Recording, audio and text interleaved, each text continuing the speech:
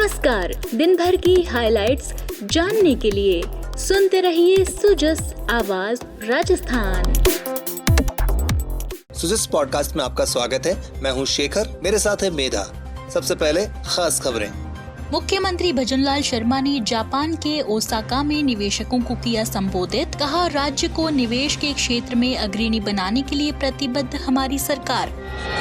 मुख्यमंत्री ने प्रवासी राजस्थानी समुदाय के साथ की मुलाकात। भारत और जापान के बीच महत्वपूर्ण संबंधों पर विस्तृत चर्चा। मुख्यमंत्री ने लोक देवता बाबा रामदेव जयंती और तेजा दशमी पर सभी प्रदेशवासियों को दी शुभकामनाएं।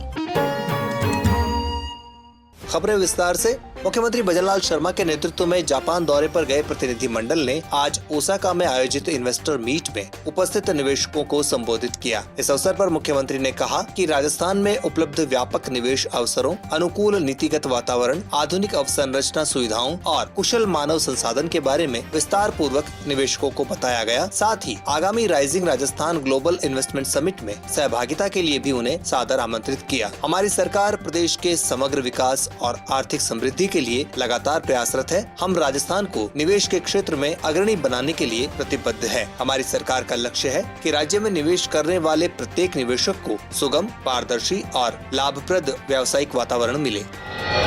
मुख्यमंत्री ने ओसाका में अपनी बहुआयामी प्रतिभा से अंतर्राष्ट्रीय मंच पर देश और प्रदेश का मान बढ़ा रहे प्रवासी राजस्थानी समुदाय के साथ आत्मीय भेंट की और उनके साथ भारत और जापान के बीच आर्थिक, सांस्कृतिक और रणनीति संबंधों पर विस्तृत चर्चा की। साथ ही मुख्यमंत्री ने जापान में राजस्थान के सांस्कृतिक राजदूत की महत्वपूर्ण भूमिका निभा रहे प्रवासी राजस्थानियों से अपने मातृ राज्य में निवेश को प्रोत्साहित करने के लिए आह्वान किया और राजस्थान की समृद्ध विरासत और आधुनिक विकास के अवसरों को जापानी समुदाय के समक्ष प्रस्तुत करने का आग्रह किया, जिससे दोनों देशों के मध्य आर्थिक और सांस्कृतिक संबंध और अधिक सुदृढ़ हो सकें।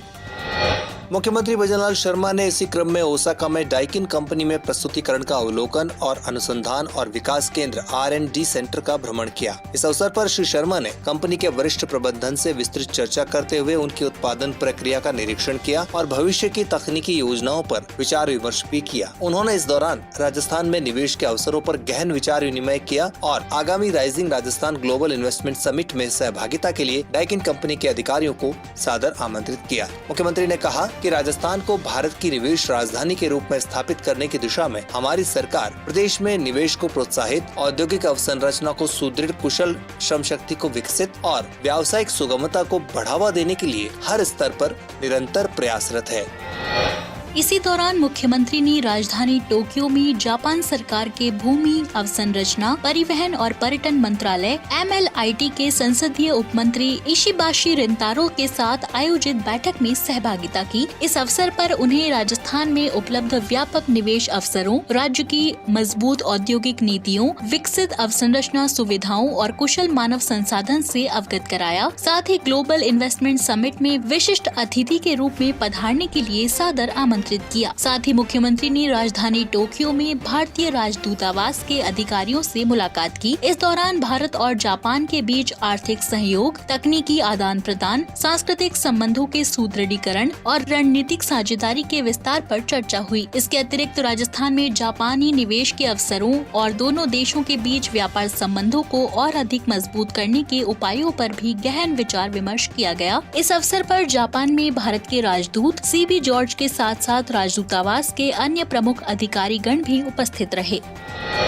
आज लोक आस्था का पर्व तेजा दशमी और बाबा रामदेव जयंती है। इस अवसर पर मुख्यमंत्री भजनलाल शर्मा ने सभी प्रदेशवासियों को शुभकामनाएं दी है। मुख्यमंत्री ने अपने संदेश में कहा कि जन जन के आराध्य देव लोक देवता बाबा रामदेव जी की असीम कृपा समस्त प्रदेशवासियों पर बनी रहे। प्रदेश में सुख, शांति और समृद्धि का वास हो। आस्था और विश्वास के प्रतीक पर्व तेजा दशमी की सभी को हार्दिक शुभकामनाएं देते हुए श्री शर्मा ने कहा कि लोक देवता वीर तेजा जी की कृपा से सभी का जीवन सुख, शांति, समृद्धि से परिपूर्ण हो, यही मेरी मंगल कामना है। वहीं संसदीय कार्य विभाग विधि एवं विधिक कार्य मंत्री जोगाराम पटेल ने आज बाबा रामदेव जयंती के अवसर पर जोधपुर के मसूरिया स्थित बाबा बालीनाथ मंदिर पहुंचकर श्री रामदेव जी महाराज के दर्शन और पूजा अर्चना की। इस अवसर पर पूज्य गुरु बाबा बालीनाथ की समाधि के दर्शन किए और आशीर्वाद प्राप्त कर अखंड ज्योति के दर्शन लिए। श्री पटेल ने प्रदेश की खुशहाली एवं समृद्धि के लिए कामना की। आपको बता दें कि प्रदेश के सभी वीर तेजाजी महाराज के मंदिरों पर आज मेले भर रहे हैं। विभिन्न स्थानों से श्रद्धालु डीजे की सुमधुर धुनों के साथ हाथों में ध्वजा लिए नाचते हुए तेजाजी महाराज के दरबार में ध्वजा चढ़ाने के लिए पहुंच रहे हैं। वहीं प्रदेश के बाबा रामदेव मंदिरों पर श्रद्धालुओं की सुबह से ही भीड़ उमड़ रही है। मंदिरों में ध्वजा चढ़ाने के साथ ही कई धार्मिक कार्यक्रमों का भी आयोजन किया गया।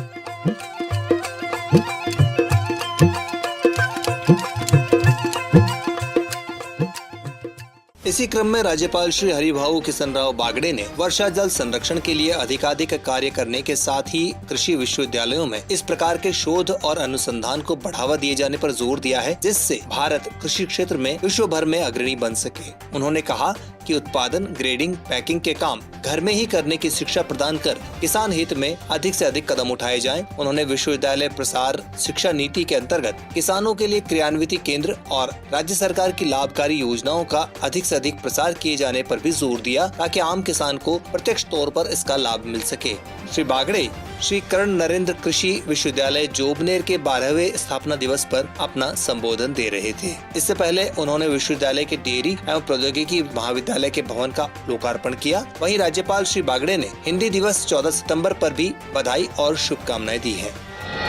विधानसभा अध्यक्ष वासुदेव देवनानी ने अजमेर जिला प्रशासन को निर्देश दिए कि शहर में बरसाती पानी और झीलों के ओवरफ्लो जल की निकासी के लिए दीर्घकालिक योजना बनाई जाए। इसके लिए राज्य सरकार से पूरा बजट दिलवाया जाएगा। आना सागर, फॉयसागर झील और बांडी नदी से सभी तरह के अतिक्रमण हटाकर झील का दायरा बढ़ाया जाएगा। बारिश के बाद फॉयसागर पाल के पास रपट और दीवार बनाई जाएगी। शहर में जहाँ जहाँ भी पानी भरा है वहाँ युद्ध स्तर पर पानी निकाला जाएगा। बिजली और खाद्य पदार्थों की आपूर्ति भी सुनिश्चित की जाएगी। विधानसभा अध्यक्ष वासुदेव देवनानी ने गुरुवार को अजमेर जिला कलेक्टर, लोक बंधु और प्रशासनिक अधिकारियों के साथ शहर में जल भराव वाले क्षेत्रों का दौरा किया। श्री देवनानी ने जिला प्रशासन को निर्देश दिए कि अजमेर शहर में अतिवृष्टि, जल भराव से प्रभावित क्षेत्रों में राहत अभियान में तेजी लाएं। जल भराव वाले क्षेत्रों में दूध, पेयजल, खाद्य सामग्री उपलब्ध करवाई जाए। साथ ही जल भराव को समाप्त करने के लिए बड़े पैमाने पर अभियान चलाया जाए।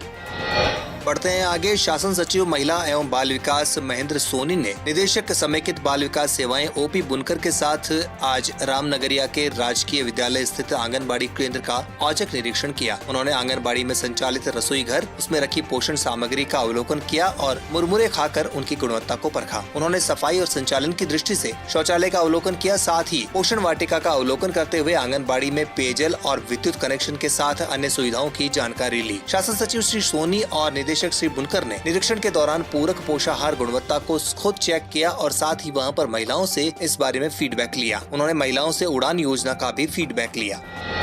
चिकित्सा एवं स्वास्थ्य विभाग की प्रमुख शासन सचिव गायत्री राठौड़ ने गुरुवार देर रात जनाना अस्पताल और सांगानेरी गेट स्थित महिला चिकित्सालय में आकस्मिक निरीक्षण कर व्यवस्थाओं का जायजा लिया। उन्होंने स्वास्थ्य सेवाओं को और बेहतर करने और पेशेंट फ्रेंडली बनाने के निर्देश दिए। श्रीमती राठौड़ रात करीब 8:30 बजे अपने कार्यालय से रवाना होकर अचानक जनाना अस्पताल पहुंची और करीब 9:30 बजे महिला चिकित्सालय पहुंची। उन्होंने सामान्य ward, ICU, labour room, NICU सहित विभिन्न इकाइयों में जाकर स्वास्थ्य सुविधाओं का जायजा लिया। उन्होंने मौके पर उपस्थित चिकित्सकों और अन्य स्वास्थ्य कर्मियों को निर्देश दिए कि रोगियों के उपचार में किसी तरह की कोई कमी नहीं आए। आपातकालीन स्थिति में आने वाले रोगियों को तत्काल उपचार उपलब्ध करवाया जाए। श्रीमती राठौड़ ने अस्पताल में सुरक्षा व्यवस्था और सुदृढ़ करने के भी निर्देश दिए।